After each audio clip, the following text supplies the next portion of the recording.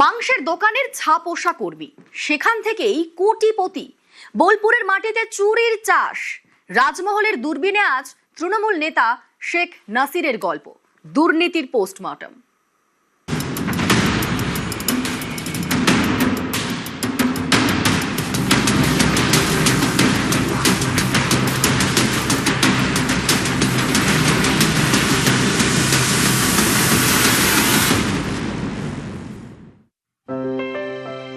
নবীন কিশোর, তোমায় দিলাম ভুবনডাঙ্গার মেঘলা আকাশ, তোমাকে দিলাম বোতামবিহীন ছেঁড়া শার্ট আর ফুসফুস ভরা হাসি।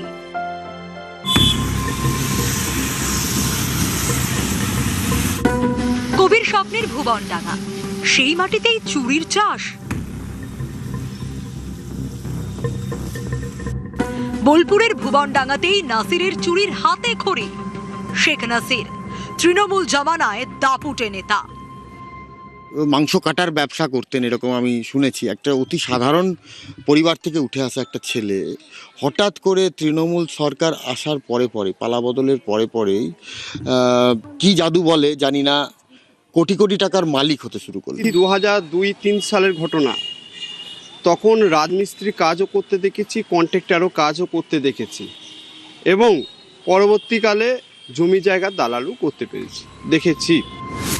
প্রথম জীবনে মাংসের দোকানের কর্মী, পরে সে পাট চুকিয়ে রাজমিস্ত্রি, একই সঙ্গে জমি বাড়ির দালালি।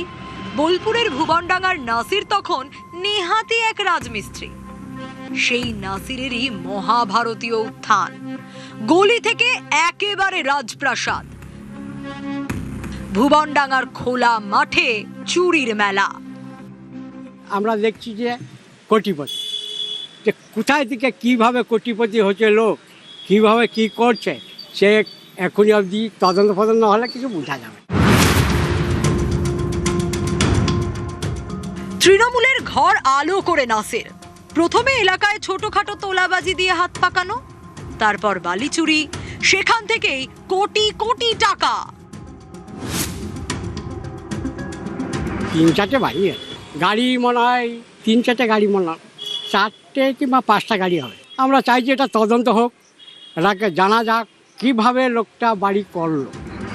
চুরির টাকায় এভাবেই নাসিরের ফুলে ফেপে ওঠা, তোলাবাজি আর বালি চুরি। তৃণমূলের আমলে এরা কি না করেছে। আমাদের যে তৃণমূলের লিডার ছিলেন তাদের মাথায় হাত ছিল, তাদের সঙ্গে তাদের ওঠা বসা ছিল, সেরকম সম্পর্ক ঘনিষ্ঠ ছিল বলেই আজকে তারা এরকম টাকার পাহাড় করতে পেরেছে। এরপর আবার প্রমোশন, তোলাবাজি বালি চুরিতে ফাটাফাটি রেজাল্ট, একেবারে 100-100। পুরস্কার হিসেবে পরের দায়িত্ব পড়ল টোল প্লাজা খুলে টাকা তোলার। এই একেবারে অভিনব ব্যাপার। সাধারণত রাস্তা থেকে টোল তোলে সরকার, কেন্দ্র কিংবা রাজ্য। বোলপুরের এই টোল তৃণমূল নেতারাই তৈরি করেন, নামেই বোলপুর পুরসভার টোল। কিন্তু পুরসভা এমন কোনো টোল চালুই করেনি, তোলার নতুন পথ। পৌরসভা এলাকায় যে কোনো দিক থেকে ঢুকতে গেলে দিতে হতো টোল, যে কোনো 4 চাকা গাড়িকে, লরি থেকে শুরু করে ছোট যানবাহন, যে কোনো ক্ষেত্রেই। আর সেই টোল নিতেন নাসির শেখ।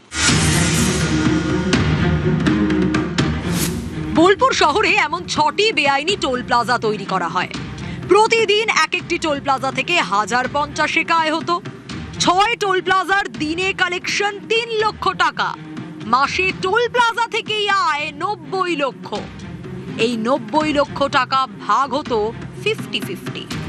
45 লক্ষ নাসিরের, বাকিটা অন্য তৃণমূল নেতাদের। টোলের টাকাতেই নাসির একেবারে আমির।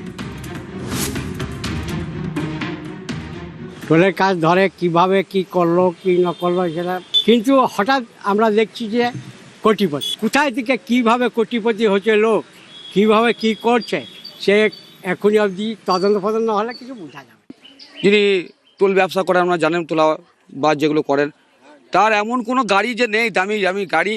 এবং তার বাড়ির সামনে দেখতে পাবেন যে কত গাড়ি দাঁড়িয়ে, কত পাথরের গাড়ি, ডাম্পার এবং পাথর বালি নামানো আছে। কি প্রতিপত্তি, কি টাকার মালিকেরা এরা হয়েছে।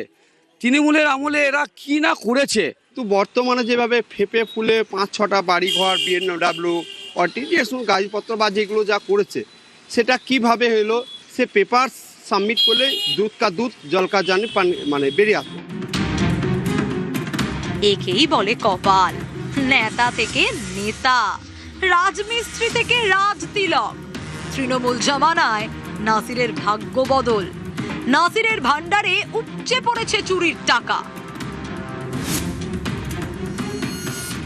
কার মাথায় হাত থাকলে এটা হতে পারে নিশ্চয়ই আপনারা বুঝতে পারছেন। তৃণমূলের লিডার ছিলেন, তাদের মাথায় হাত ছিল, তাদের সঙ্গে তাদের ওঠা বসা ছিল, সেরকম সম্পর্ক ঘনিষ্ঠ ছিল বলেই আজকে তারা এরকম টাকার পাহাড় করতে পেরেছে। এবার দেখাই নাসিরের রাজমহল। 10 কাঠা জমির উপর বিশাল সম্পত্তি, কোটি কোটির সম্পত্তি। গরজে উকি মারছে দামি গাড়ি। অনেকেই বলেন বীরভূমের দাপুটে নেতা অনুব্রত মণ্ডল ওরফে কেষ্টর আশীর্বাদেই কষ্ট গেছে নাসিরের। তবে খিদে তেষ্টা বেড়েছে, টাকার খিদে, সম্পত্তির খিদে। বাড়ি, গাড়ি, জমি সবই আছে, সম্পত্তি আছে নামে বেনামেও। তৃণমূল জামানাতেই টোল পণ্ডিত নাসিরের নসিব খুলেছে। 2026-এই সব ওলট পালট। ভোট যুদ্ধে ধরাশায়ী তৃণমূল। কপাল পড়েছে নাসিরেরও। তৃণমূল সরতেই নাসিরও হাওয়া বেপাত্তা। অবৈধ টোল চালিয়ে কোটি কোটি টাকার সম্পত্তি করেছেন এই নাসির শেখ। এমনকি তার বাড়ি, গাড়ি সমস্ত কিছুই রয়েছে। এছাড়াও জেলার বাইরে কলকাতা থেকে শুরু করে বিভিন্ন জায়গায় তার সম্পত্তির হদিশ রয়েছে। বোলপুর থেকে ইন্দ্রজিৎ রুজ, নিউজ 18 বাংলা।